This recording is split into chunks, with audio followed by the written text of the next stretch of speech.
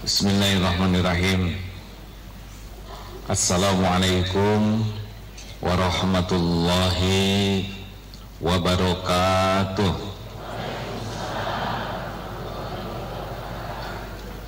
Innal hamdalillah nahmaduhu wa nasta'inuhu wa nastaghfiruh wa na'udzu billahi min syururi anfusina wa min sayyiati a'malina may yahdihillahu fala mudhillalah wa may yudlil fala hadiyalah.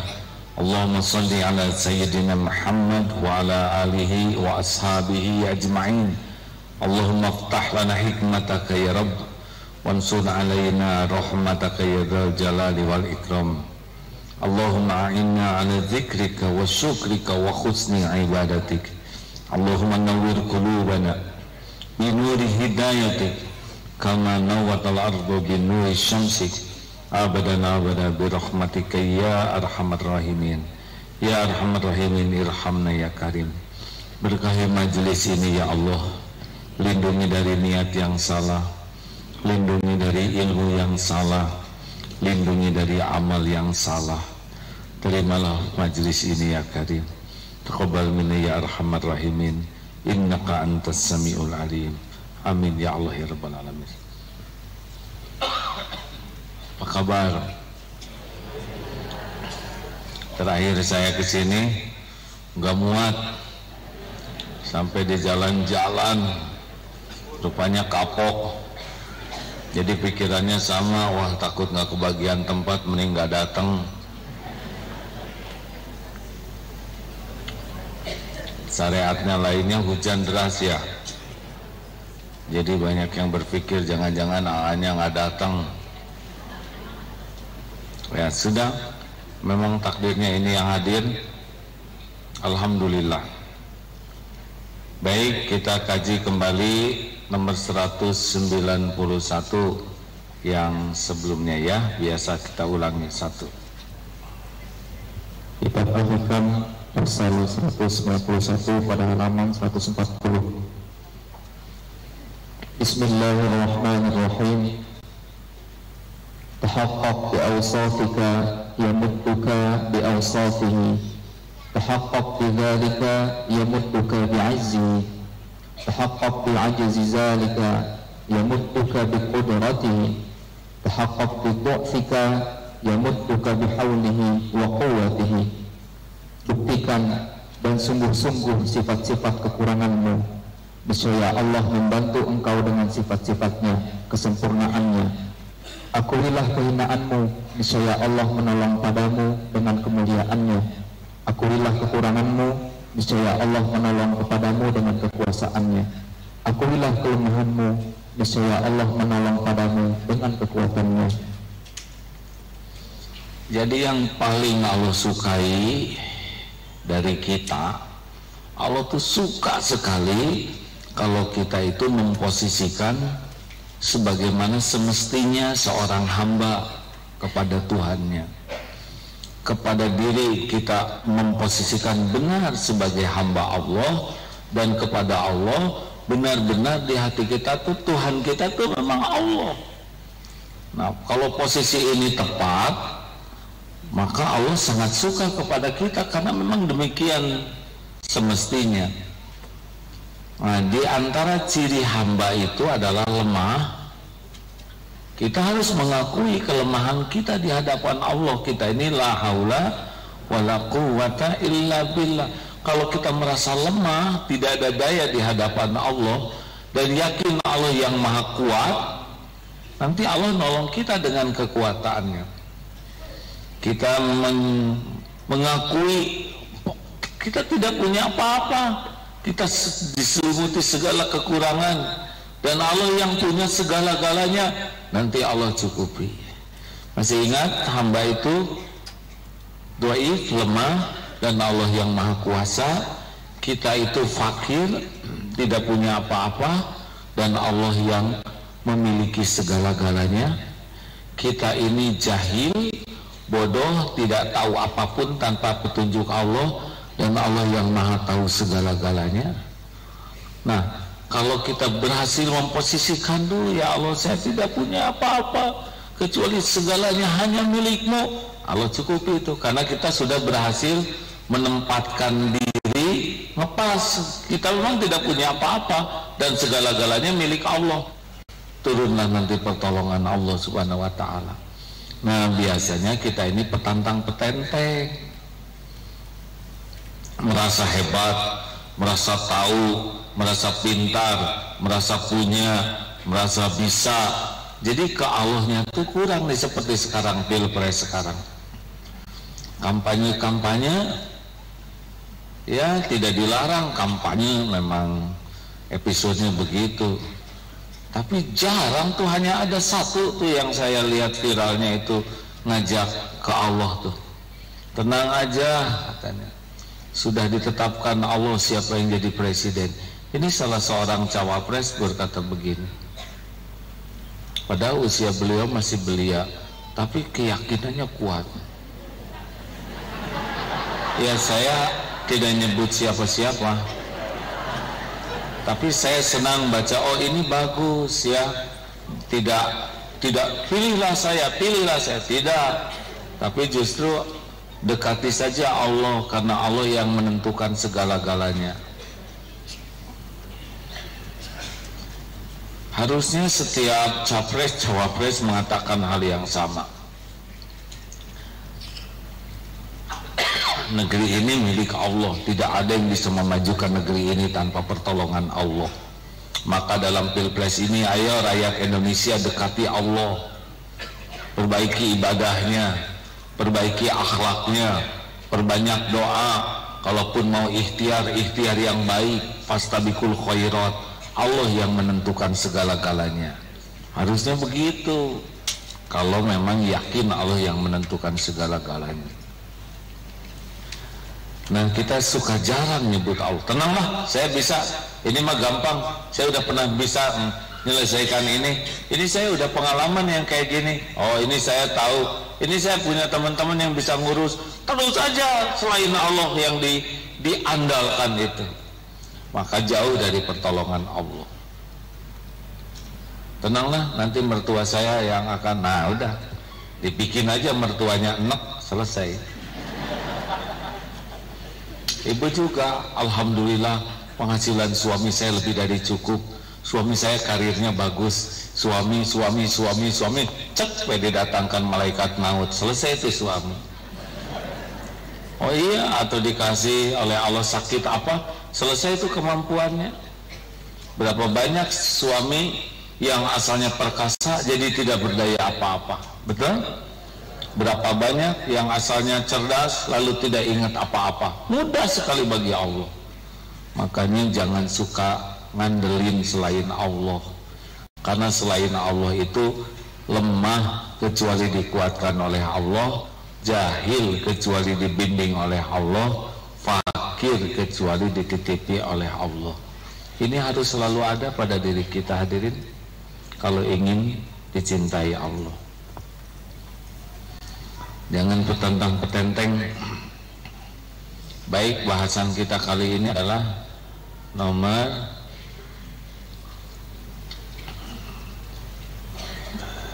sebentar.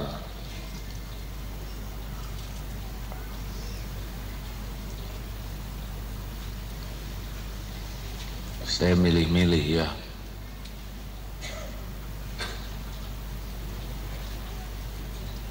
Nomor 194. Bismillahirrahmanirrahim. Man 'abbala min bisaqi ihsanihi asnatat. Lanjut.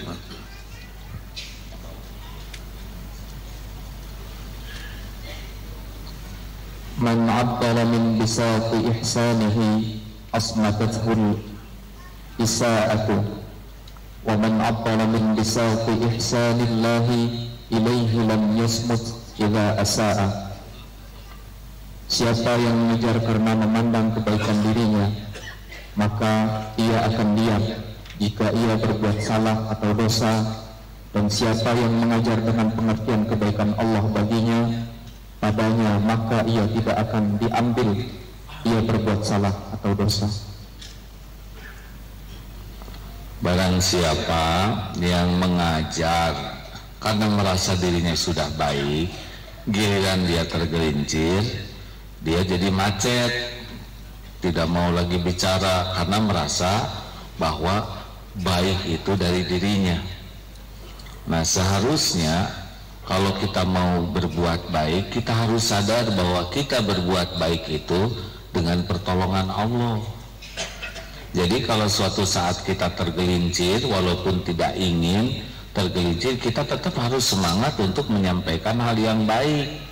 Karena walaupun kita kurang baik, lalu kita tobat, kalau kita dijadikan jalan kebaikan, tetap jalan bagi yang lain. Bisa dipahami hadirin? Jadi ibu bikin salah, jangan macet untuk nasehatin anak-anak sambil ibu tobat, sambil ibu memperbaiki diri, tapi terus jalan untuk ngajak kebaikan. Karena orang berubah menjadi baik itu bukan oleh kita, tapi oleh Allah Subhanahu wa Ta'ala. Bisa jelas tidak nih hadirin? Bu, jelas tidak Bu? Ibu ingin suami baik, padahal ibu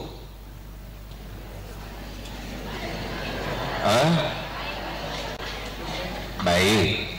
Nah ini dia ciri-ciri bakal gagal teh begini, sudah merasa baik.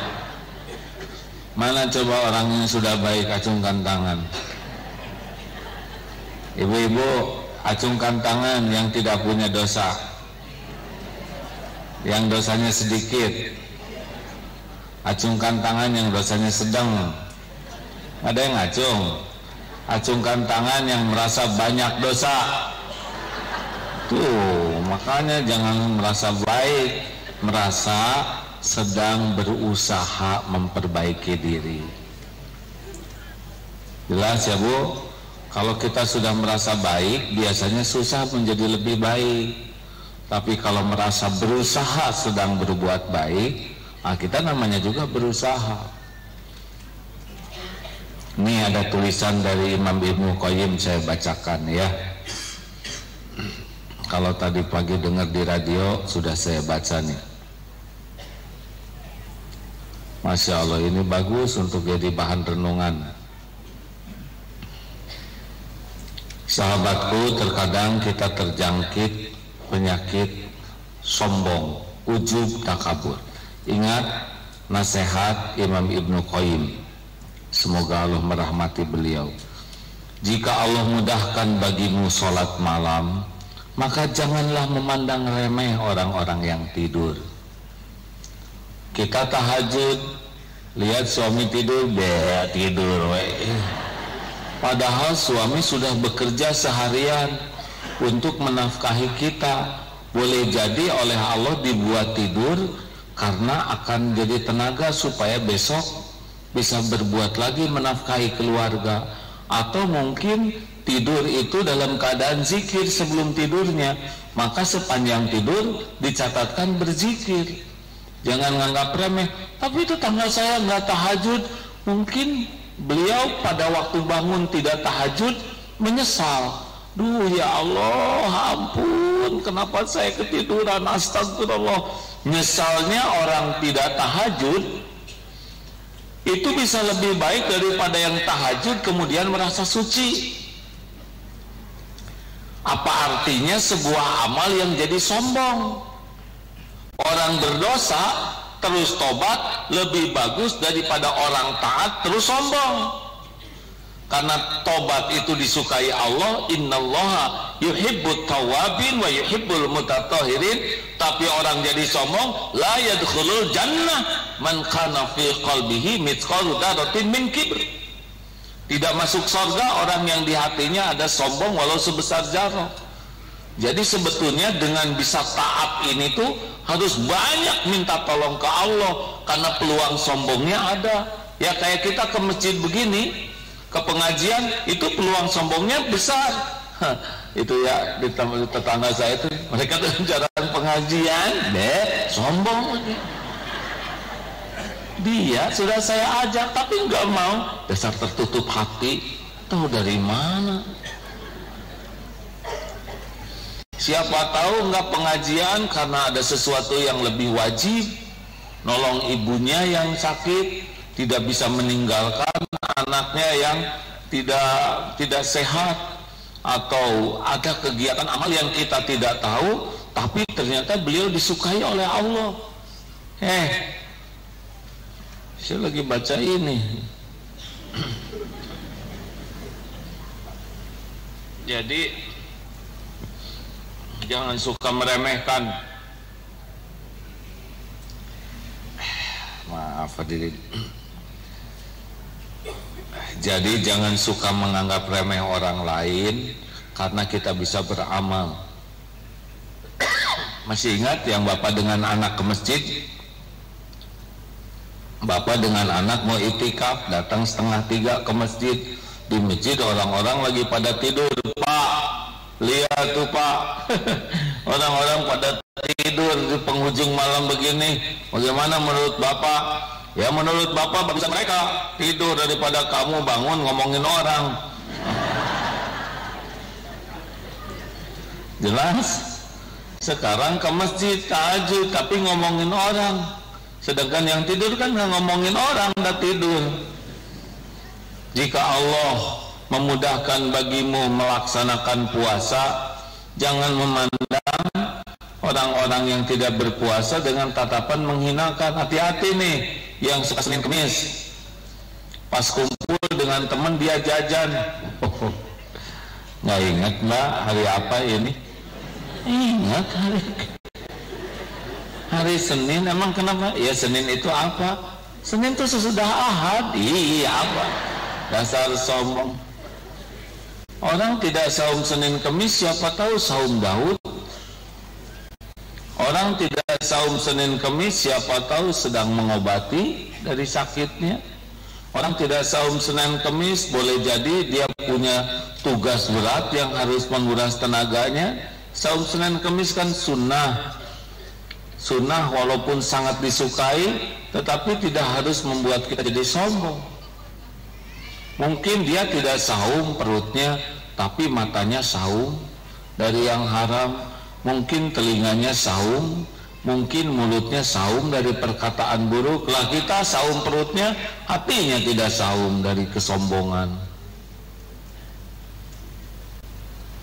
Hati-hati tuh. Itu namanya kalau ujub sambil diem, kalau sombong sambil meremehkan orang. Misalkan lagi Senin ada arisan pada makan, di hati itu ya Allah, saksikanlah cuma saya yang saum, ampunilah mereka. Nah, apakah minta ampunan banding-banding dengan saum? Hati-hatilah hadirin, diem juga bisa jadi dosa karena merasa diri lebih dari yang lain. Ayo periksa, kalau lagi buka lihat orang nggak buka nih, ada nanya nggak buka aja udah ada peluang tuh. Makan aja, buka aja tanpa harus sibuk menilai yang lain, karena orang dekat dengan Allah itu banyak caranya, tidak harus dengan amalan yang kita lakukan. Sepakat? Apalagi udah ujub, sombong, ria, pas buka dipotret dulu. Alhamdulillah, walaupun hanya dengan ikan asin, tapi kalau buka tuh nikmatnya luar biasa. Ceprot. Apa tujuannya memposting buka? Benarkah ngajak orang lain berbuka atau sedang memamerkan diri kita sedang buka? Gimana? Perlukah orang lain tahu kita buka puasa? Kenapa bangun jam 3 segera broadcast? Bangun sahabatku, sepertiga malam terakhir.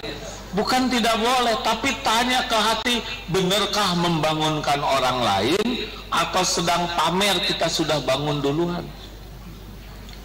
Lihat aja gerakan selanjutnya, kalau dia malah terus buka WA ya sampai komat, dia nyuruh orang tahajud. Ini serius hadirin sekalian, ini nih medsos ini teh bisa penghancur amal. Kenapa ngangguknya dijiwai ya? Hampir baca Quran juz 15 potret, gak nyangka alhamdulillah dalam seminggu 15 juz, baru kali ini saya cepat.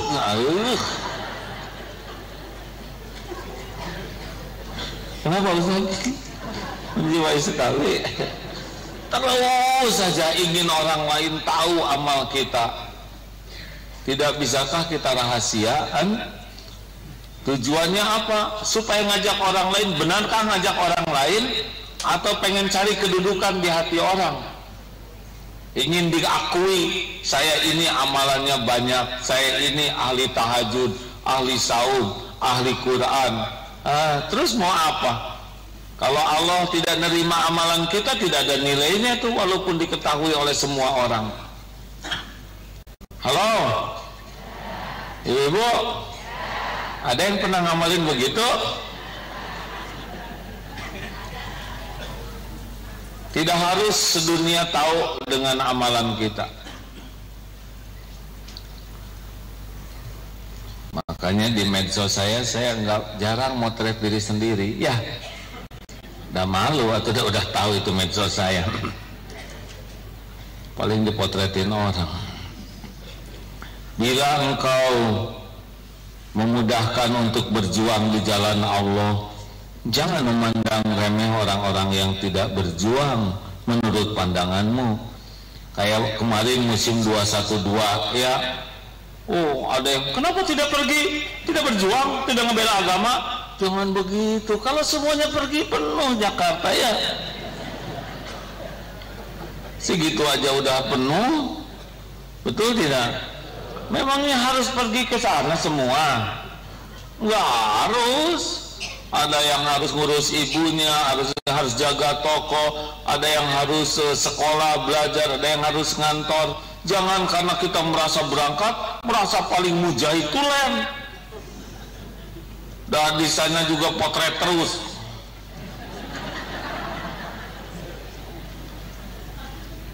Terus menganggap remeh yang tidak berangkat. Padahal kan berjuang tuh sangat luas.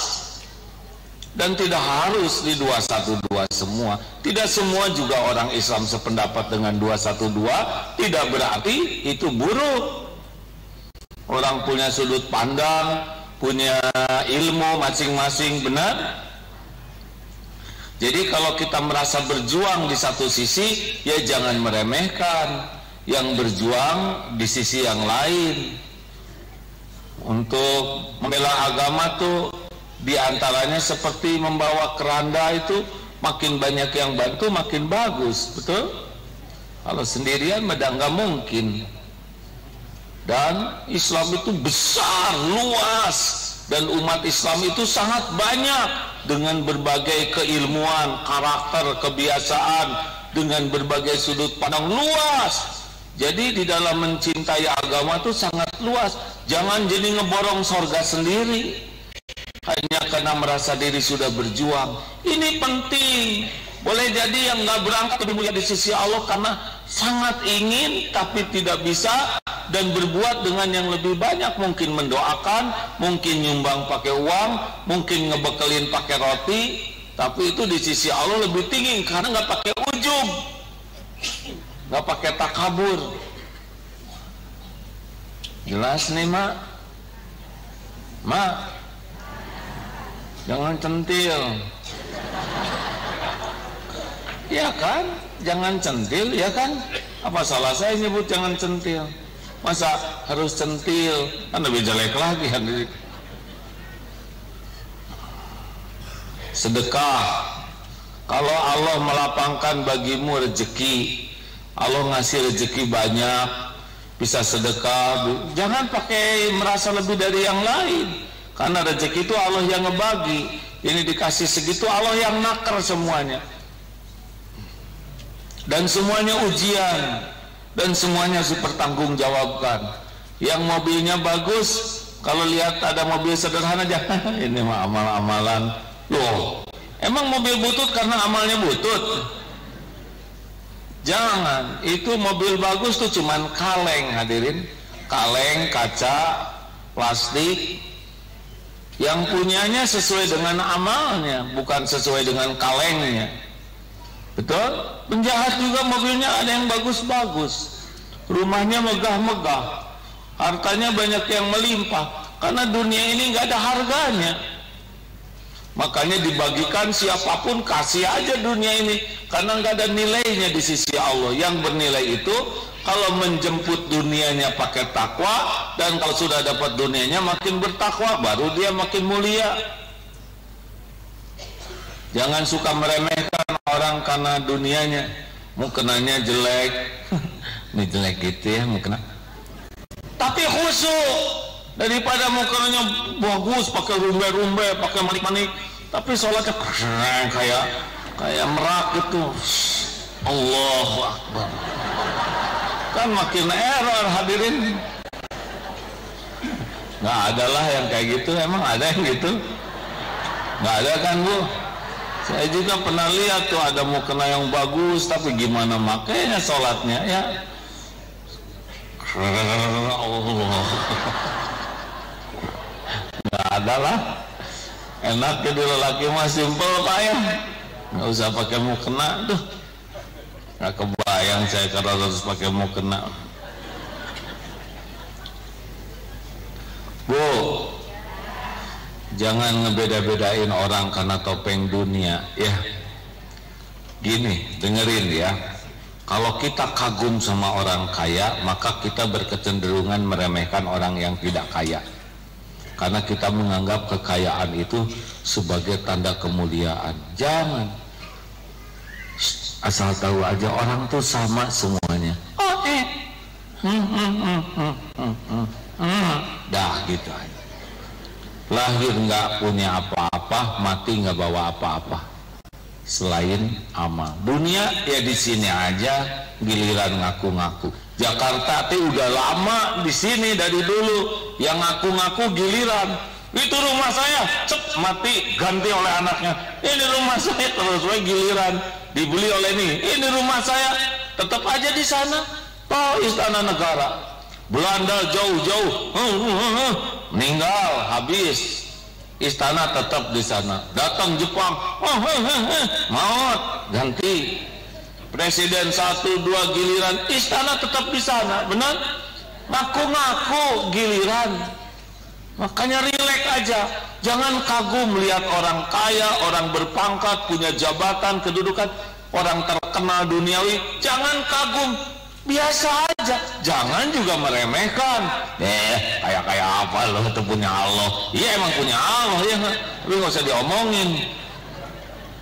Masuk ke supermarket semuanya titipanmu ya Allah, saya minta coklat, bayar hadirin, tetap bayar. Milik Allah tuh hakikatnya, kalau syariatnya sempurnakan.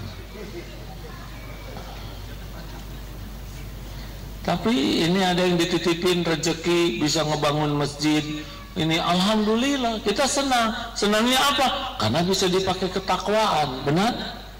Kalau hanya tawar-tawar kayak gitu aja, itu yang punyanya belum tentu tidur di sana. Mungkin nggak bisa tidur mikirin cicilannya, ya. Benar? Coba villa rezeki siapa aslinya? Hah? Mamang dan Bibi. Kenapa Bibi fresh? Karena sama Mamang lari-lari di kebun bunga, ya enggak? Itu bunga dipetikin Mamang buat Bibi. Aduh, Bibi berenang dikejar Mamang. Aduh, malam-malam api unggun. Oh, love story itu ada. Makanya kalau ingin bahagia punya villa, jadilah Mamang dan Bibi. Yang punyanya belum tentu datang ke villa, benar? Malah stres, takut KPK. Jadi biasa aja lihat dunia tuh, jangan pakai kagum. Wah, tapi saudara naik seun, sekarang punya jabatan. Iya, kalau nggak belum ketangkap keren ya. Udah ketangkap malu sekeluarga. Udahlah biasa-biasa aja hadirin. Kalau nggak kagum sama orang kaya, kita nggak meremehkan orang miskin. Kalau sudah kagum kepada kekayaan, kecenderungan kita meremehkan orang miskin. Makanya dalam Islam, inna akramakum indallahi atqakum. Orang yang paling mulia di antaramu di sisi Allah adalah yang paling takwa. Al-Hujurat ayat 13 ya. Jelas? Jadi jangan suka meremehkan. Naik angkot nggak apa-apa. Siapa tahu sepanjang naik angkot zikirnya lebih bagus dibanding naik mobil dan jadi ujub. Hadirin dengerin ya, punya yang mahal, punya yang bagus, punya yang keren itu lebih nyiksa Allah hadirin, lebih gampang tergelincirnya dibanding nggak punya. Maaf ya, nggak usah disembunyiin, mana yang lebih gampang ujub, gelang emas atau karet gelang?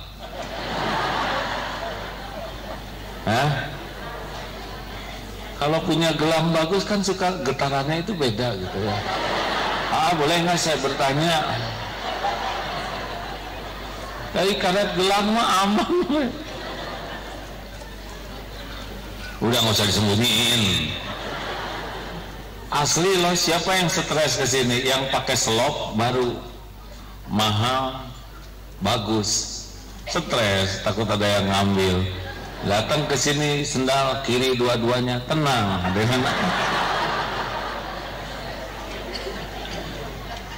Asli nih hadirin, makin mahal, makin keren, makin bagus, makin mudah mengotori hati.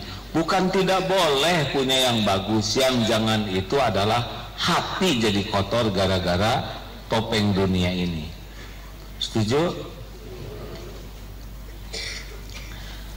Wajah yang cakep dengan wajah yang biasa-biasa sebetulnya lebih berat ujian bagi yang cakep, karena ingin terus kelihatan cakep, ingin dilihat orang cakep. Yang biasa-biasa ada segini adanya, entah saya terima ya.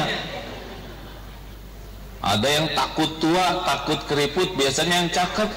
Kalau model-model kita mah keriput hayu, tua hayu, dah segini adanya ya. Halo Pak pemuda, ya mintalah ke Allah jodoh, tapi mending yang ngimbang ya. Kalau istrinya terlalu cakep, nanti lihat kita orang pada kasihan, ini suami itu coba supir suruh makan di luar, aduh disangka supir, padahal kan supir bukan profesi yang hina ya kan. Udahlah, artinya kalau diberi kelebihan dunia, baik aksesoris, topeng, gelar, pangkat, hati-hati, itu lebih dekat kepada penyakit hati dibanding dengan yang tidak punya. Paham? Alhamdulillah. Jangan centil, biasa-biasa aja, just the way you are. Apa artinya? Dilarang merokok? Bukan. Jangan salah pilih dalam pilpres, itu artinya. Istiqoroh dulu ya. Jika Allah memudahkan bagimu ilmu, nih kayak pengajian begini, bisa ibadah, bisa ke masjid, jangan meremehkan orang yang belum ke masjid. Gini hadirin, ada orang yang berbuat salah tapi dia tidak paham itu salah. Sekarang di mana-mana berjilbab, dulu belum Bu. Ingat zaman SMA, saya SMA tahun 81 tamat. Dulu di sekolah saya gak ada yang pakai jilbab. Yang pakai jilbab cuma satu, guru agama. Itu juga sudah sepuh dan yang diselendangin gitu aja. Beneran itu. Dan tidak merasa salah waktu itu, karena ilmunya belum nyampe. Ibu saya belum berjilbab waktu itu, dan belum sampai ilmunya. Dulu tentara, bapak saya tentara, di kantor gak ada itu istri-istri yang pakai jilbab, gak ada zaman dulu tuh. Tapi ini normal biasa, sampai akhirnya dapat ilmu. Sekarang jilbab sudah di mana-mana. Tapi ada jilbab juga ternyata kalau nggak pakai kekuatan pemahaman iman ke Allah, tetap saya sedih yang korupsi berjilbab. Sedih, harusnya jilbab itu lebih menahan, ya kan, ngerem dari perbuatan yang tidak disukai Allah. Nah, orang berjilbab macam-macam. Ada yang berjilbab karena panggilan iman, ada yang karena mode, ada yang karena disuruh, ada yang karena enggak ikut-ikutan. Wah, enak semua pakai jilbab, masa saya enggak, pakai aja. Jadi belum tentu orang tidak beramal karena tidak mau beramal, boleh jadi karena tidak tahu. Di sebuah perusahaan ada larangan keras. Semua karyawan dilarang menggunakan jilbab. Siapapun yang menggunakan jilbab dikeluarkan. Pas saya baca itu, saya setuju. Karena kalau karyawan pakai jilbab, kan nggak bagus ya. Karyawati yang harus begitu. Tegang ya. Nah, hadirin, ada yang tidak beramal bukan tidak mau beramal. Contoh, orang belum berjilbab, mungkin belum tahu, keluarganya nggak tahu ilmu itu, jauh dari agama. Terus misalkan ibu udah pakai jilbab, meremehkan, tidak jadi solusi. Meremehkan orang yang tidak tahu itu tidak pada tempatnya. Memberitahu orang yang tidak tahu itu pada tempatnya. Benar? Ada yang sudah tahu, jilbab wajib, tapi saya lihat teman saya pakai jilbab, ngegosip, pacaran, nggak benar, sama aja. Dia sudah pengen, sudah tahu jilbab itu baik, wajib, tapi belum dapat contoh. Itu juga bisa. Nah, kita harus kasih contoh. Sudah tahu jilbab, sudah ada contoh, tapi dilarang suami, belum kuat untuk bisa meyakinkan suami, kan tidak bisa diremehkan begini, ya kan? Atau sudah mau, sudah semangat, nggak punya uang buat beli jilbabnya, cuma ada taplak dengan sarung bantal, terus dihina, kan tidak selesai, benar? Jadi hidup kita mau taat itu bukan untuk meremehkan orang lain, tapi membantu orang lain, betul? Jadi kalau ada tetangga ibu belum mau ke majelis ilmu, jangan diremehkan, tapi difasilitasi, diajak, diongkosin, itu baru jadi solusi. Mau apa kita mencari ilmu kemudian jadi sombong, sedangkan ilmu itu justru untuk membuat kita tawadu. Ini nih yang penting, hadirin sekalian, karena saya khawatir nih ya, ada penyakit hati gara-gara kita belajar agama kemudian menjadi sombong dengan ilmu kita, padahal harusnya menjadi tawadu. Masih ingat kajian yang lalu, kenapa orang datang ke majelis taklim tidak berubah, yang berubah cuma seragamnya aja, dan yang meningkat itu cicilan.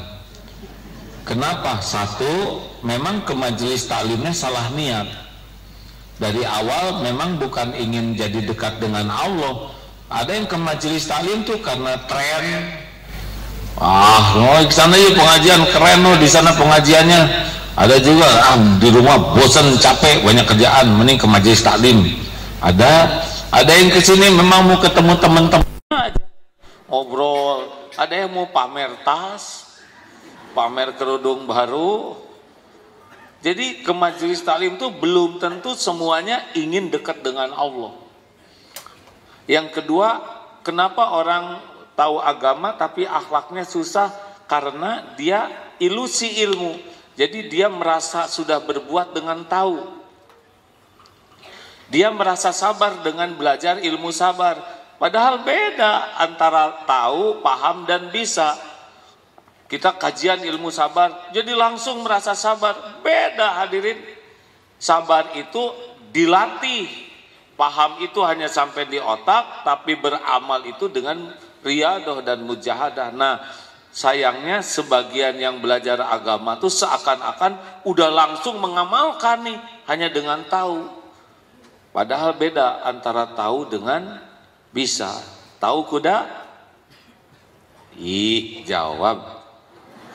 Bisa berkuda? Walaupun udah ngolotok ilmu kuda, kalau tidak pernah berlatih berkuda nggak bisa. Walaupun udah ngolotok ilmu akhlakul karimah, kalau dia tidak berlatih mengamalkan, nggak bisa berakhlak. Namanya ilusi ilmu. Hati-hati nih lulusan pesantren, lulusan kampus Islam, walaupun punya gelar, itu kan beda kapling dengan bisa, ya. Yang ketiga, ini penyakitnya, dengan belajar agama malah jadi sombong, jadi takabur. Bukan hanya merasa sudah beramal, tapi jadi merasa di atas orang lain. Saya ingat sekali nasihat dari guru dulu waktu riadoh, kalau memang ditakdirkan diuji jadi ustadz, pantangan terbesarnya adalah merasa lebih dari umat, maksimal sama, tapi yang benar di bawah. Kenapa di bawah? Karena umat tidak berbuat boleh jadi tidak tahu. Kita tidak berbuat padahal udah tahu, padahal ngajak orang. Ada orang tidak sholat karena tidak tahu sholat. Lah kita tahu sholat, tidak sholat, itu dosanya lebih besar. Ada lagi yang nyuruh orang sholat, tapi dia tidak sholat. Itu petaka, benar? Nah hadirin sekalian, makanya jangan sampai ada di hati kita ujub, merasa diri spesial dengan amal-amal kita, apalagi takabur, meremehkan orang lain karena kita bisa beramal. Tugas kita bukan meremehkan orang, tugas kita adalah berkhidmat.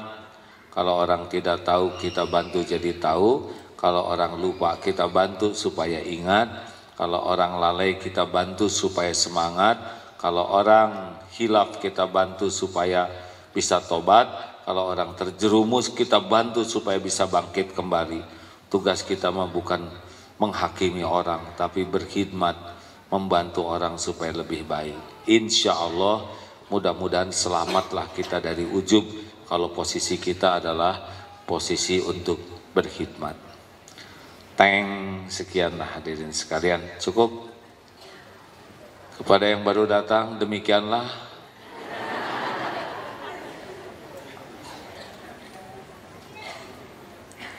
Sok atuh kita tanya jawab. Jangan suka mempersulit orang lain, ya. Apa tentang kemarin kafir non Islam? Perlu dibahas. Satu, saya tidak hadir di dalam pertemuan itu, jadi tidak bisa mengomentari sama sekali. Dua, saya belum tabayun.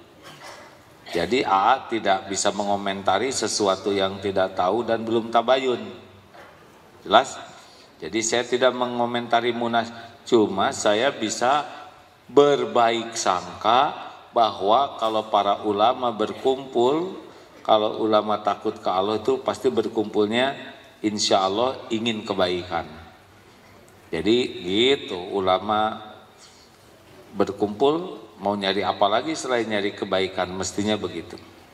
Jadi berhusnuzon. Adapun kafir, menurut yang saya pahami, diksi kafir itu sudah ada dalam Al-Quran, ya ayyuhal kafirun. Jadi kalimat Al-Quran itu adalah kalam Allah, sudah merupakan kalimat terbaik yang tidak perlu diganggu gugat oleh kita, ya. Nah, saya percaya bahwa para ulama di pihak manapun kalau sudah ulama, sudah akidahnya memahami ini. Hanya apa sih artinya kafir? Yaitu tertutup dari, kayak gini nih, ini kan cover, menutupi meja, awan, menutupi cahaya matahari. Nah jadi orang tertutup dari menerima Islam, menerima Rasulullah, itu kafir, ya. Jadi ini bukan penghinaan, tapi sebuah istilah bagi yang tidak menerima Islam. Nah, kalau obrolan ini di Arab, ya, di Mesir yang berbahasa Arab, mungkin orang Kristen Koptik atau apapun, kalau ditanya gimana orang Islam menurut pandangan agamanya, pasti kafir juga. Karena artinya kan tertutup dari meyakini kebenaran agama mereka. Jelas hadirin? Jadi saya ini orang kafir bagi agama lain, karena saya tidak nerima, ya. Dan inilah justru toleransi ini dibangun dari menghargai keyakinan orang lain. Jadi bukan bahasa penghinaan, merendahkan dan sebagainya, enggak, tapi tidak menerima. Nah, katanya dalam kesehari-harian, dalam bahasan ini kan bahasan di masjid, bahasan sedang kajian agama, ada yang kajian ilmiah, ada pelajaran, itu termin diksi kafir ini hal yang sangat wajar dan jangan berat untuk mengatakannya, karena ini tidak menyinggung siapapun, ya. Nah, di dalam publik dengan bergaul dengan masyarakat, nah kita tidak perlu dan tidak baik kalau mengatakan kafir, nggak boleh itu, karena itu tidak dicontohkan juga berbicara begitu menyapa orang yang beda agama, karena kita ini agama rahmatan lil alamin. Di dalam salah satu hadis riwayat Muslim, Rasulullah suatu saat sallallahu alaihi wasallam berdiri ketika ada mayat, diberitahu itu mayat orang Yahudi. Bukankah Yahudi juga manusia? Terlepas dari perbedaan pendapat dari ulama, tapi ini menghargai kemanusiaannya, benar? Jadi dalam keseharian beda agama tidak mengharuskan kita bersikap buruk, karena justru dengan adanya perbedaan agama kita sebagai umat Islam harus menampilkan indahnya Islam. Perkara hidayah Allah yang memberi, tapi orang jadi tahu indahnya Islam lewat kita, itu berkah, benar? Gak kebayang, kafirin, Kristen, Yahudi, tidak boleh begitu. Si jarang sholat, itu juga gak boleh. Gak boleh, hadirin. Nada itu menunjukkan sedang merendahkan. Jelas, hadirin sekalian? Jadi seyogianya dengan kejadian ini kita ambil hikmahnya. Hikmahnya adalah sekarang kita lebih memahami lagi makna ini, betul? Bagi umat Islam sekarang paham maknanya, bagi umat yang non-Islam juga lebih paham maknanya. Kita bisa menggunakan kata itu pada proporsi yang semestinya, tanpa jangan mengubah kata-kata dalam Al-Quran, ya. Toh dalam hubungan kemanusiaan mau nyebut non-Islam, mau nyebut beda agama, itu tidak ada masalah. Begitu, hanya tidak perlu mengganti. Dan selama ini juga rasanya nggak ada masalah itu, ya. Sudah ribuan tahun kita ada kata itu dan baik-baik saja. Dan kalau ada orang yang non-Islam mengatakan, misalkan orang Islam itu dalam pandangan agamanya adalah kita ini orang yang sesat, ya nggak apa-apa. Itu kan pandangannya, ya. Itu wilayah mereka. Saya tidak tersinggung, betul tidak? Karena lingkungannya. Lebih banyak masalah yang berat yang harus kita bahas di negeri ini. Contohnya undang-undang kekerasan seksual itu harus hati-hati, karena di sana nanti kalau itu lolos, ibu nyuruh, anak kamu harus pakai jilbab, itu dianggap melanggar hukum karena sudah mengatur pakaian. Nah, ini ada lagi itu. Atau kamu jangan pacaran sama itu, itu udah dianggap melanggar hukum karena di sana ada larangan bersikap, katanya, ya. Ada beberapa pasal yang saya lihat, ini bisa jadi legalisasi seperti seks bebas dan juga LGBT. Nah, ini penting sekali. Politik dengan Islam bagaimana? Nggak bisa dipisahkan. Tapi kan tidak boleh ngomong politik justru itu, ya.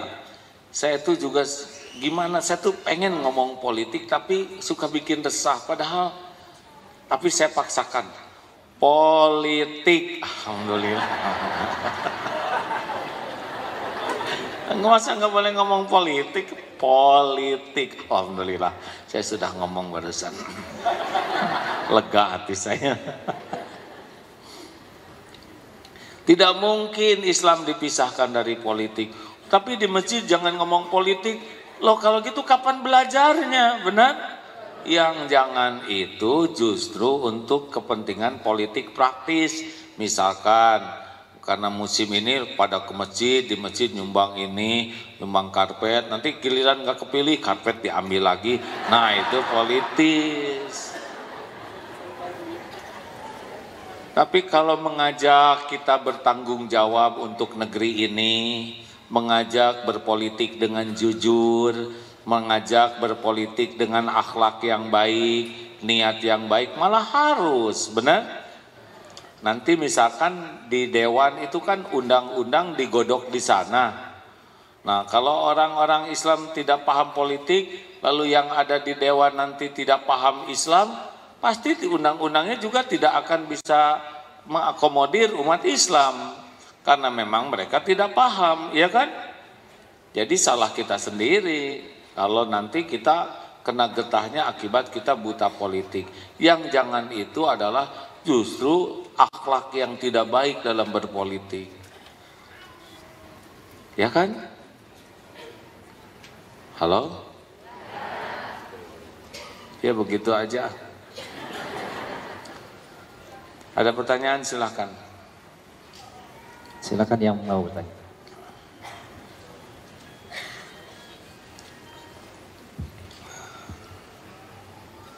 Silakan Pak.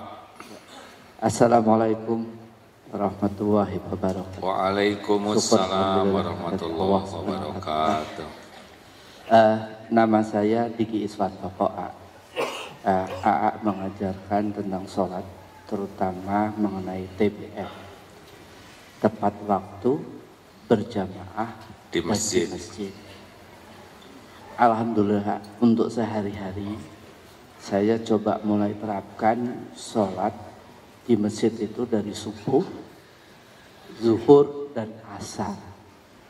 Tetapi pertanyaannya dan kajiannya untuk maghrib dan isya nih. Maghrib dan isya itu biasanya saya dan keluarga, anak saya 4 itu sama istri itu, saya pinginnya sholat berjamaah di masjid. Alhamdulillah saya sebagai imamnya itu. Walaupun sebetulnya masjid di rumah kami itu dekat. Cuma memang kalau sudah maghrib dan isya, karena di Jakarta sini macetnya luar biasa, gitu kan.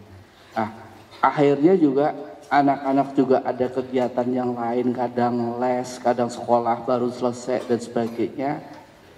Saya upayakan sholat maghrib dan isya itu selalu di rumah. Tapi kadang hati saya tuh selalu ingat, aduh selalu bilang TBM nih. Apalagi kalau dengar suara azan atau qomat, karena kalau dari rumah saya itu masih kedengaran. Itu aja. Mohon kajian itu saja. Assalamualaikum warahmatullahi wabarakatuh. Stop. Waalaikumsalam warahmatullahi wabarakatuh. Tunggu. Bagaimana perasaannya? Bahagia atau ada sedih ninggalin masjid?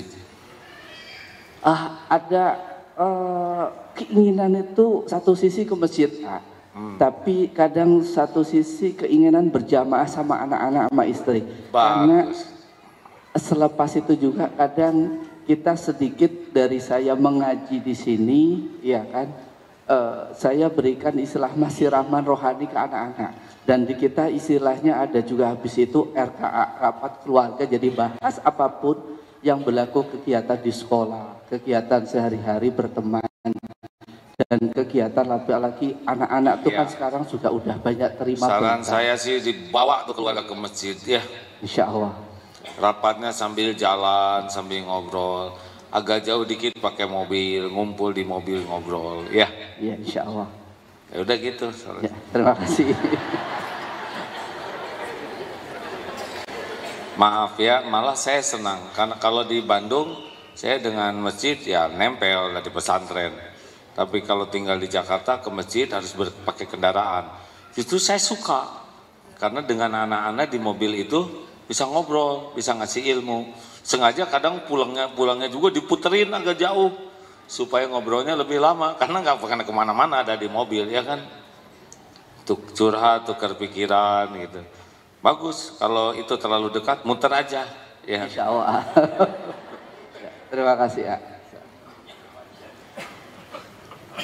Assalamualaikum warahmatullahi wabarakatuh. Siapa nih? Ada jasadnya? Ya Bu.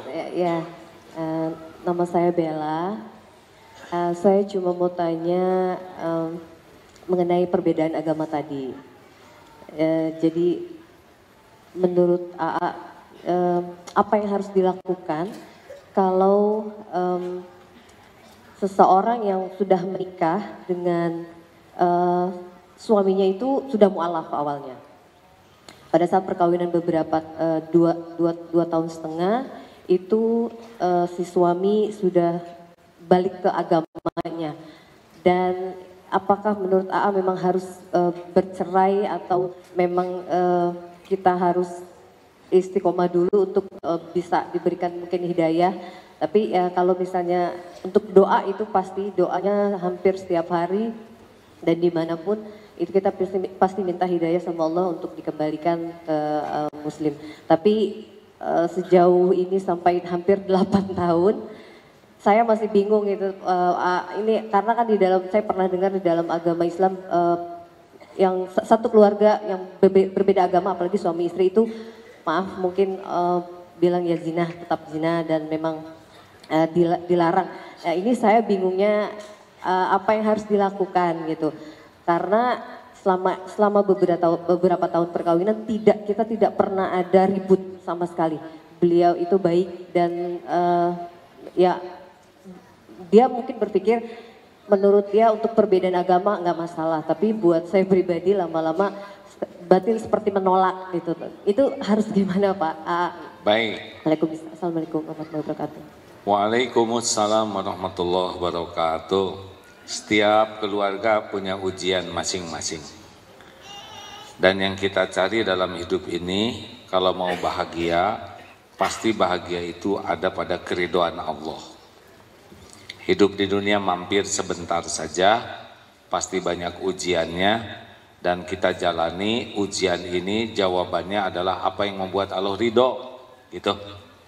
Sepengetahuan saya, dari ilmu yang didapatkan memang kalau sudah tidak seakidah, nah maka sudah terjadilah pisah itu, ya. Mungkin ada rasa cinta, mungkin ingat ke anak, tapi kalau memilih yang Allah ridhoi, nanti akan ada jalan keluarnya.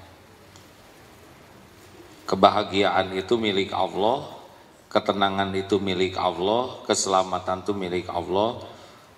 Harus berat kepada apa yang Allah sukai daripada apa yang kita sukai. Pasti berat ya, tapi kalau kita memilih yang Allah ridhoi, akan ada pertolongan Allah sesudahnya. Akan ada seperti, waduh ini gimana kerjaan ini tidak baik, keluar aja. Kalau ini memang sudah jelas-jelas sangat tidak baik, membahayakan akidah, keluar, nanti Allah ngasih jalan keluar sesudah itu. Pilih dulu yang Allah sukai, nanti Allah menunjukkan jalan-jalannya, gitu. Ya memang hidup ini selalu pasti dalam keadaan memilih ya. Pilihlah yang Allah sukai karena Allah pencipta kita. Allah yang memiliki segala-galanya, yang menentukan segalanya, yang punya takdir, yang punya sorga juga. Kalau memang terjadi seperti ini, ya walaupun ada rasa cinta, rasa sayang, tapi harus lebih memilih apa yang Allah sukai ya. Sepengetahuan saya kalau sudah beda agamanya, sudah berbeda juga jalurnya, gitu. Ya mudah-mudahan Allah menolong keluarga ini, dikuatkan iman, sehingga bisa mengambil sikap sesuai dengan syariat Islam. Ya, insya Allah tidak akan disia-siakan. Siapapun yang memilih Allah, ihfazillah yahfazka, Allah akan menjaganya. Jagalah Allah, maka Allah akan menjaganya. Gitu, teh. Terima kasih, sampaikan ya. Tidak akan dikecewakan oleh Allah. Tidak akan dikecewakan oleh Allah kalau orang memilih apa yang Allah sukai.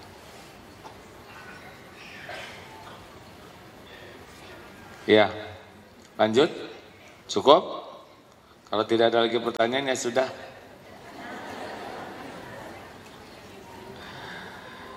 Ada yang nanya, Takut nggak ditanya. Sebetulnya saya nggak akan bisa ngejawab semua pertanyaan. Jadi kalau ada pertanyaan yang susah saya jawab, maaf ya, saya belum tahu jawabannya. Beres ya. Ayo, mikrofon kemana mikrofonnya nih? Bismillahirrahmanirrahim. Sabar teh. Bismillahirrahmanirrahim. Saya punya 2 pertanyaan. Nah, yang pertama, Satu aja lah. Jangan mempersulit orang lain. Ya. Ya. Yang pertama, misal saya sebagai tukang servis HP.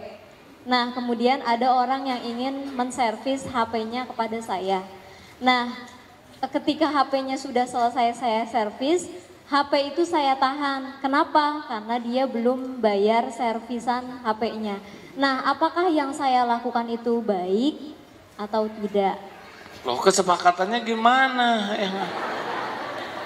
Kesepakatannya ya bayar dulu, tapi dia kadang maksa buat ngambil HP-nya, tapi saya tetap menahan HP-nya sebelum dia bayar. Nah, bagaimana? Kalau gitu sebelumnya harus papahitan ya. Harus pahit-pahitan, disepakati dua belah pihak. Kesalahannya itu. Kedua. Ya. Yang kedua. Kalau menurut saya kalau dia nggak punya uang, belum punya uang dan HP itu untuk nyari rezekinya, kasihin aja dulu. Berarti harus tahu orang yang customer service-nya dulu, harus tahu ya kita ya, bagaimana orangnya. Iya. Ya, gitu. Ya.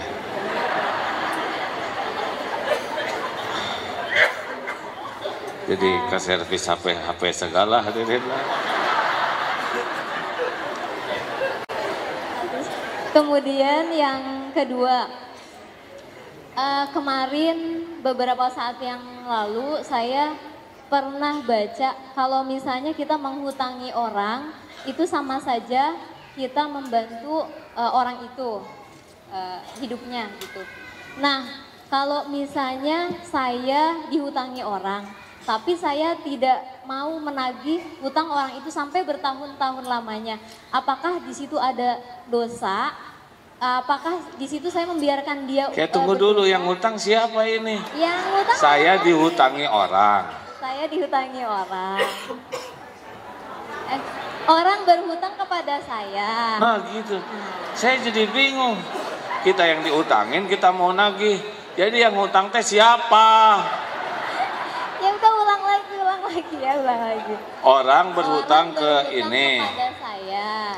Nah, bertahun-tahun dia tidak ada konfirmasi kapan mau membayar hutangnya. Pakai perjanjian enggak? Enggak. Atau salah sendiri, semua itu harus beres dari awal, tertulis dan ada saksi. Kalau enggak jadi bingkai kayak gini. Iya. Udah sekarang belajar bikin perjanjian ya. Dua-duanya nggak pakai aturan kayak gini. Sunnahnya itu dianjurkan itu ada saksi tertulis. Bukan untuk curiga tapi untuk jelas. Ya, saksi 2. Saksi 2. Ya. Udah itu kalau dia nggak mampu, nggak udah lunasin aja, halalkan. Assalamualaikum warahmatullahi wabarakatuh. Siapa ini lagi? Kalau mau nanya teh minta izin dulu hadirin. Saya kan kaget ujuk-ujuk ada suara gitu. Ya. Izin mau nanya, boleh? Boleh lah. Nah, kalau lah teh kurang ridho hadirin. Boleh Pak. Oh sambil bersedekah ya. Semoga yang bersedekah ini dilipat gandakan rezekinya, ditolak bala dan musibah yang menimpanya, dijadikan bertambah-tambah kebaikannya. Amin ya rabbal alamin. Silakan sambil bersedekah ya. Silakan. Assalamualaikum warahmatullahi wabarakatuh. Salam warahmatullahi.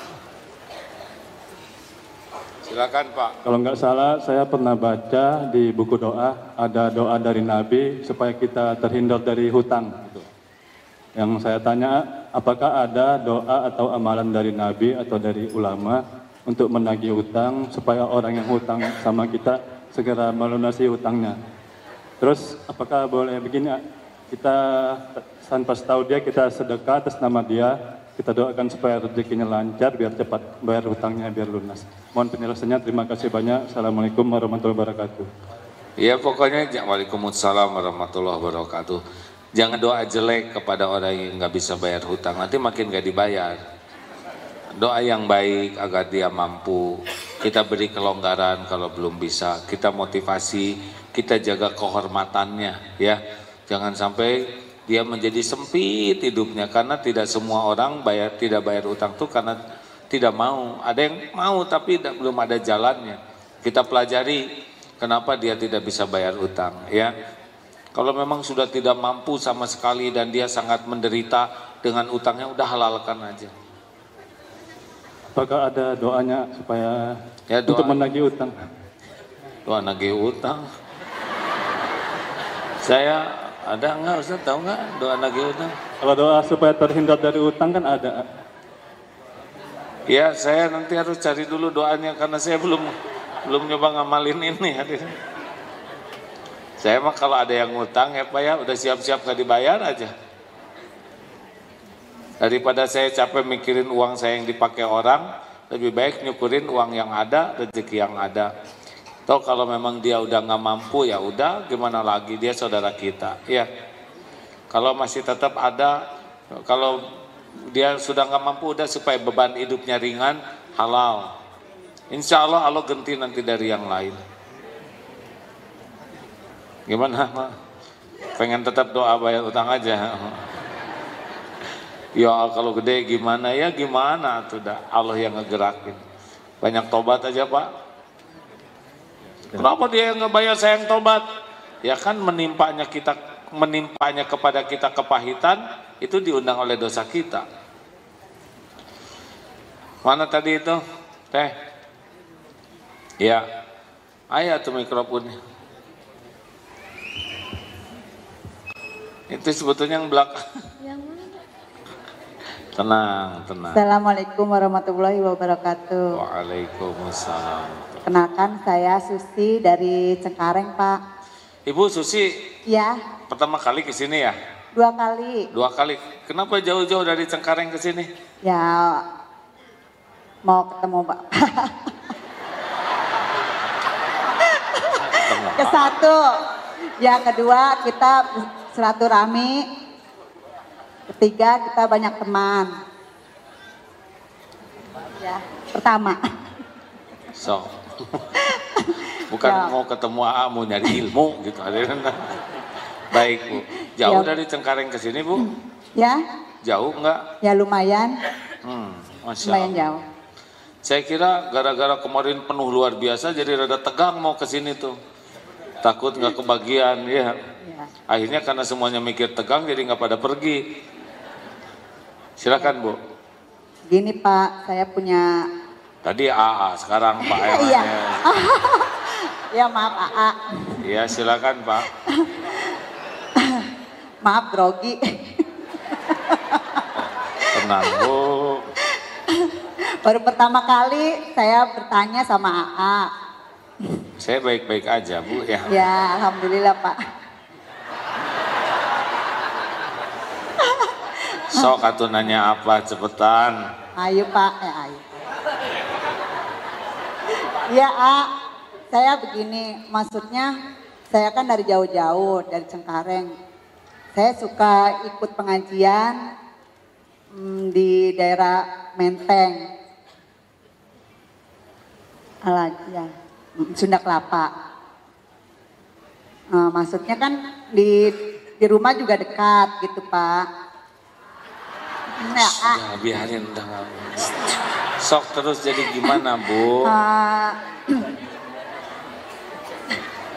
Ya pertanyaannya ya, boleh nggak saya jauh-jauh dari Cengkareng? Boleh. Gitu? Ya, boleh ya. Kan yang penting mah ikut bergabung dengan pengajian dari Maulid Boleh, karena intinya adalah mencari ilmu yang manfaat. Iya. Kadang orang kan suka bertanya, Ngapain katanya jauh-jauh, di sini juga ada begitu. Ya di sana juga ya, di situ juga ya. Tapi ibu ke tetangga juga harus dijaga hubungan ya. Iya, ya emang. Satu kali lagi saya mau tanya masalah ini Pak. Masalah ada teman dia mengeluarkan uang tapi dengan cara berbunga.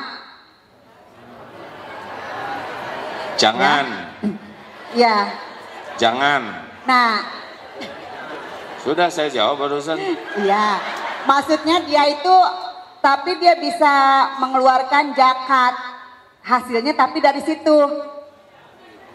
Jangan.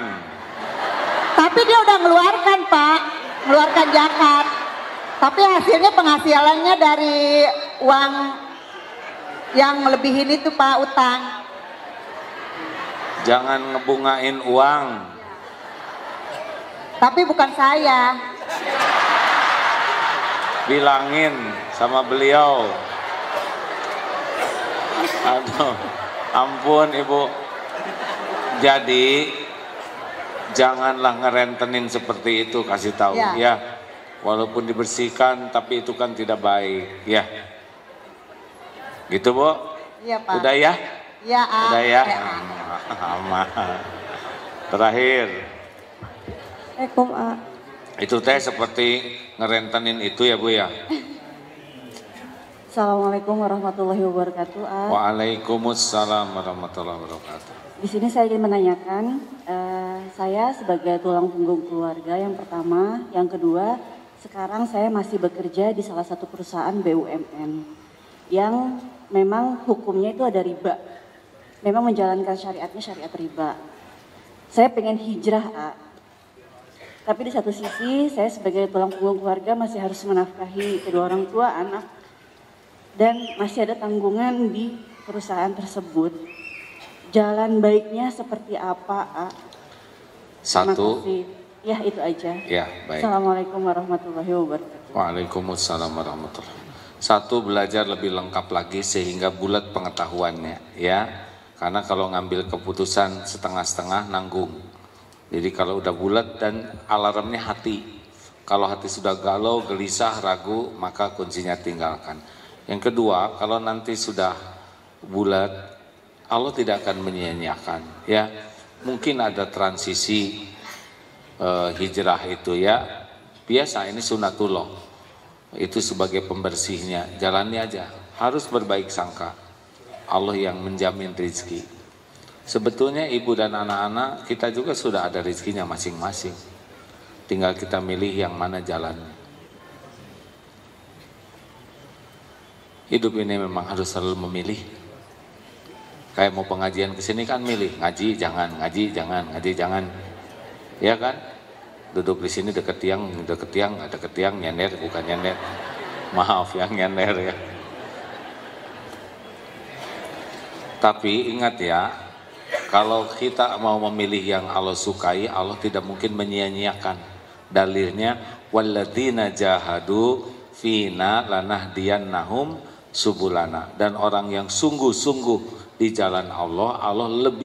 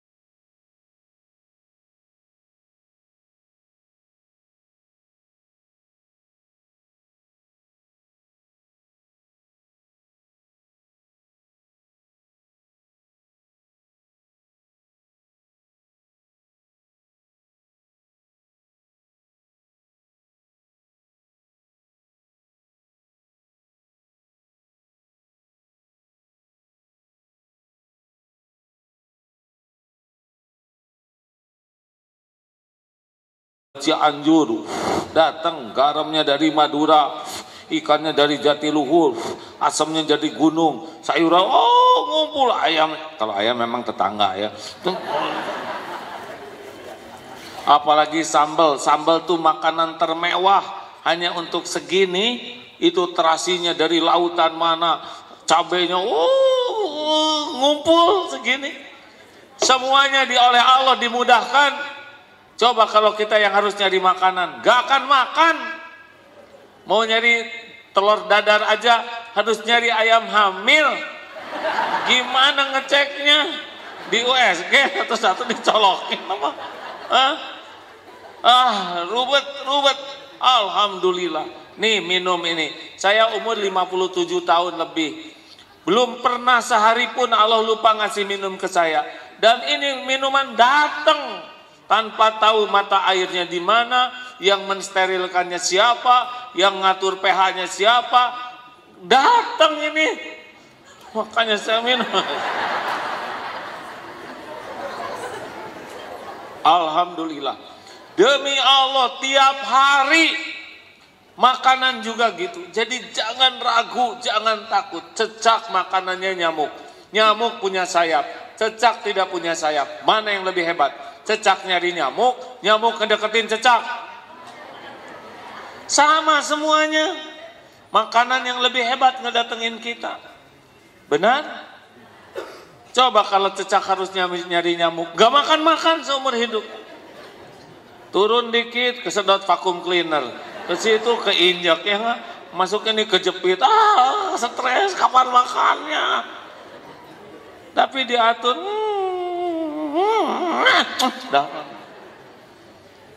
Gitu teh kalau udah yakin mah. Anak berapa? 1? 11.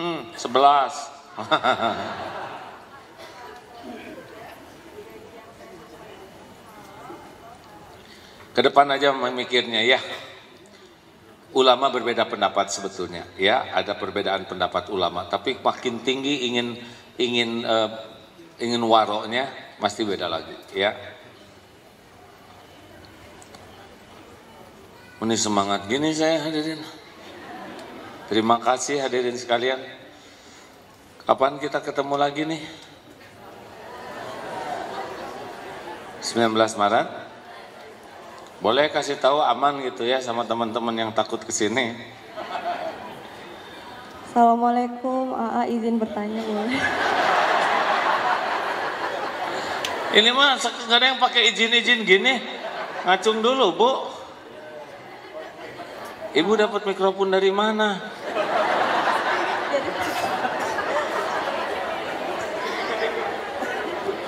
Iya. Assalamualaikum, AA izin bertanya. Iya. Nama saya Azizah. Saya mau tanya, AA, saat Allah sudah memampukan kita untuk beribadah dan membalutnya dengan ibadah-ibadah sunnah, namun masih kita merasa gelisah ataupun takut akan sesuatu, contohnya masa depan. Apa yang menyebabkan ibadah-ibadah kita, ibadah sunnah yang sudah kita lakukan tidak membuat hati kita tenang dan yakin kepada Allah?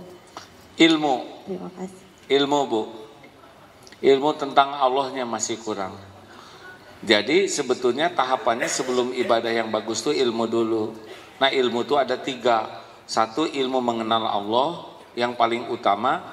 Yang kedua ilmu mengenal bagaimana kita dekat dengan Allah, yaitu ilmu syariat. Dan yang ketiga ilmu sunnatullah.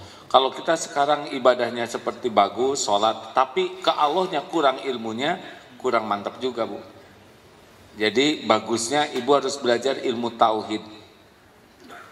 Seperti cerita barusan tentang rezeki itu ya, itu kan ilmu tauhid barusan tuh. Atau misalkan ini nih ilmu tauhid, jangan takut dihina orang. Tahu kenapa? Jawab, siapa yang menciptakan kita? Siapa yang menghidupkan kita? Siapa yang memberi rezeki kepada kita? Siapa yang mengangkat derajat? Siapa yang menutupi aib kita? Siapa yang ngasih pahala? Siapa yang ngasih husnul khotimah? Siapa yang punya surga? Kalau gitu apa perlunya kita harus bingung dengan mulut orang? Kalau semua karunia itu datangnya dari Allah. Nah dengan begitu kita lebih tenang, betul? Kalau enggak bisa sakit hati itu. Tentang ilmu rizki, ilmu takdir itu harus yakin ke Allah. Contoh tentang ikhlas. Apakah setiap perbuatan kita disaksikan oleh Allah? Jawab. Yakin? Yakin? Adakah yang tidak dilihat oleh Allah? Apakah semua perbuatan ada balasannya? Jawab. Ada balasannya? Mungkinkah ada yang kelupaan Allah membalas? Mungkinkah ada yang ketukar? Mungkinkah ada yang meleset? Mungkinkah ada yang menghalang-halangi? Mungkinkah ada yang bisa mencegah? Famay ya'mal mithqala dzarratin khairan yarah wa may ya'mal mithqala dzarratin syarran. Nah, kalau kita udah makin yakin, Bu, lalu dilatih nanti nambah yakin. Selain majelis ilmu, cara untuk ilmu tauhid yang lain, adakah nasihatnya? Kurang jelas. Masalahnya kurang jelas. Selain majelis ilmu, untuk belajar tauhid lebih dalam lagi. Kadang kan kita iman kuat, kadang yakin, kemudian di satu hari lemah lagi. Ya harus riadoh, Bu, riadohnya harus kuat riadohnya. Seperti misalkan ingin yakin ilmu rizki, nah sodako itu harus nembak tuh. Jebet aja, nanti nyesel. Hah, kenapa nggak dari dulu saya senang sedekah gitu? Harus dilatih. Coba punya uang potong 5%. Ini namanya riadoh. Tidak miskin-miskin, potong 10%. Lihat, ternyata tidak miskin, potong 20%. Tuh kan, tegang. Saya udah lihat dari depan, ya nggak? Baru aja rencana udah tegang, udah pelit ya. 5%, oke deh, lumayan lah bisa. 10 tunggu dulu, jadi ngepas begini buat teman. Pas 20 yang bener aja. Ini baru rencana, hadirin, belum dipotong betulan. Tapi udah tegang. Saya ini kalau sekarang ada yang ngasih 10 miliar gitu ya, ini 10 miliar buat udah nggak ribet. 2,5 miliar untuk bapak-bapak karena cuma dikit, 7,5 miliar untuk ibu-ibu, selesai ya. Saya tinggal ngelamun aja sendiri 100 miliar. Masa ngelamun aja pelit? Dan kita mah ngelamun juga pelit. Jebet aja pasti tegang, takut kejadian ada yang ngasih uang. Udahlah hadirin, Allah mah udah menggenggam segala-galanya ya. Ini seperti pilpres ini, kita harus yakin yang jadi presiden itu nanti yang ditetapkan Allah. Kalau Allah netapin nanti digerakin tuh, karena syariatnya lewat pilpres ya, ada yang nyoblos nanti. Karena yang jadi ibadah bagi kita bukan siapa yang jadi presidennya, kita bener nggak niat dan caranya gitu. Belum tentu nanti yang kepilih itu yang paling soleh ya. Yang penting mah kitanya yang soleh. Udah ya? Terima kasih A, jazakallah khair. Udah teh? Udah A. Alhamdulillah. Yang mana? Jadi tegang begini saya nih. Tuh udah belum disuruh berdiri juga berdiri. Jadi saya susah nolaknya. Satu lagi, terakhir, luar biasa terakhirnya ya. Ya, Assalamualaikum warahmatullahi wabarakatuh. Waalaikumsalam warahmatullahi wabarakatuh. Nama saya Nahda, umur saya 18 tahun. Tenang, saya kurang jelas nih. Nama saya Nahda, umur saya 18 tahun. Ya, pertanyaan saya selalu merasa cemas, terutama masa depan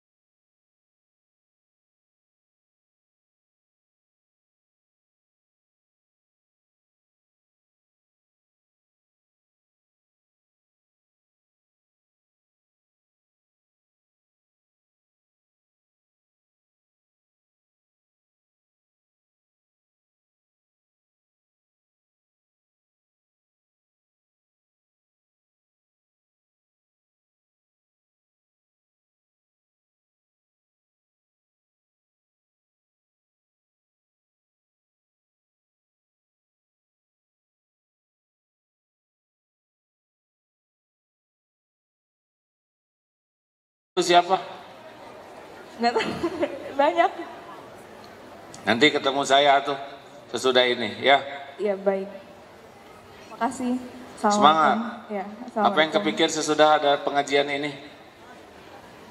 Lebih tenang sih. Iya, harusnya memang lebih tenang. Nanti ketemu ya. Iya, makasih. Maaf hadirin kalau saya ngomong gini saya rasa ada hal yang harus saya sampaikan gitu. Terima kasih sahabat sekalian, Al-Fatihah. Bismillahirrahmanirrahim. Iyyaka na'budu wa iyyaka nasta'in ihdinas siratal mustaqim siratal ladzina an'amta 'alaihim ghairil maghdubi 'alaihim waladdallin. Amin ya Allah. Allahumma shalli ala sayyidina Muhammad wa ala alihi wa ashabihi ajma'in. Duhai Allah yang Maha menatap, wahai yang menakdirkan kami berkumpul, berkahi majlis ini ya Allah. Kami hamba-Mu yang bergelimang dosa, jadikan pertemuan ini saat Engkau ampuni semua dosa kami. Ampuni ya Allah sebanyak apapun dosa dan maksiat yang kami perbuat. Ampuni sekelam apapun masa lalu kami, sehitam apapun kehidupan yang pernah kami jalani. Ampuni dosa yang tidak sengaja, ampuni maksiat yang sengaja ya Allah. Astagfirullah. Ampuni dosa yang berulang-ulang, padahal kami tahu itu dosa. Astagfirullah. Rabbana zalamna anfusana wa illam taghfir lana wa tarhamna lanakunanna minal khasirin.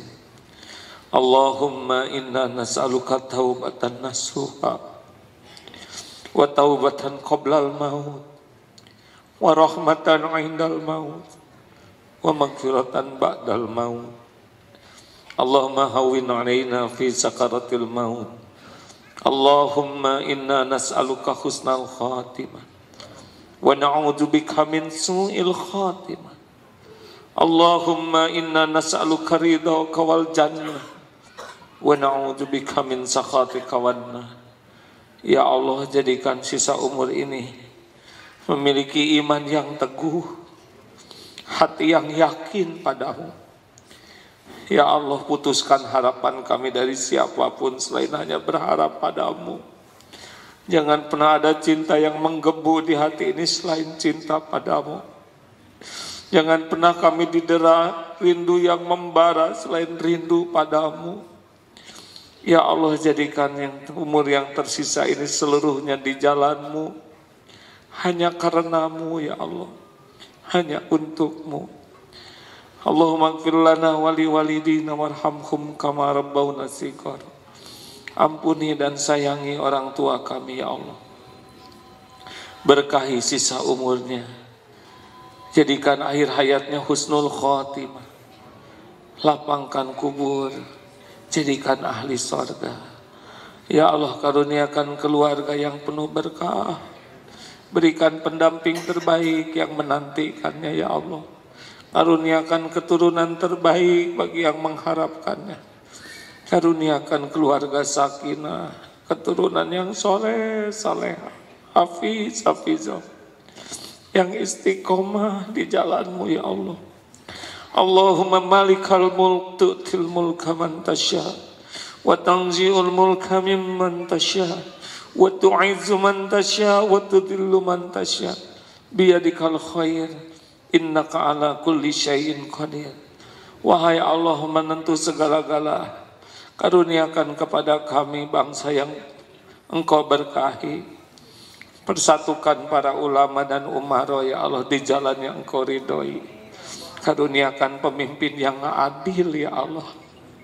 Jangan pemimpin yang zalim. Karuniakan pemimpin yang amanah. Lindungi dari pemimpin yang khianat.